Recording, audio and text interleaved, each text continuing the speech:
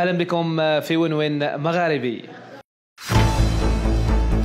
كشف موقع لاغازيت دو فينيك أن جمال بلماضي وافق على فسخ عقده الممتد حتى ديسمبر كانون الأول 2026 مع الاتحاد الجزائري لكرة القدم مقابل الحصول على راتب 3 أشهر فقط كتعويض.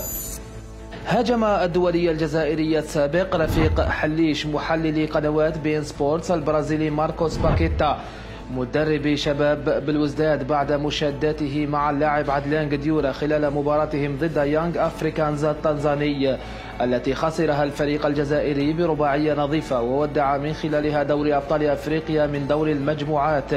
واعتبر حليش تصرف باكيتا تجاه قديورة غير مقبول.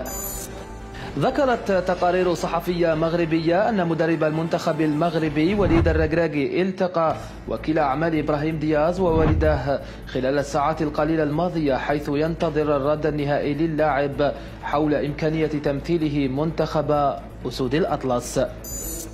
أبدى فريق كوينز بارك رينجرز الإنجليزي تمسكه بلاعبه المغربي إلياس شاعر بعد الحكم عليه بالحبس 2 ببلجيكا، واحدة منهما موقوفة التنفيذ في وقت يتجه اللاعب لاستئناف الحكم.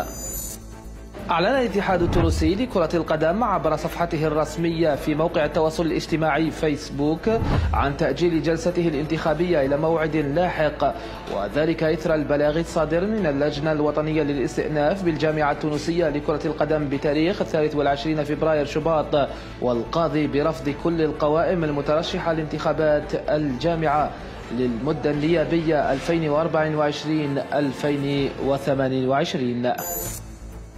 ذكر كريستوفر ميشيل صحفي بموقع سبورتس وان أن الدولي التونسي إلياس السخيري يعاني من إصابة في الظهر والأضلاع، وهو السبب الذي جعل مستواه يتراجع في الفترة الأخيرة. ختام الموجز، إلى اللقاء.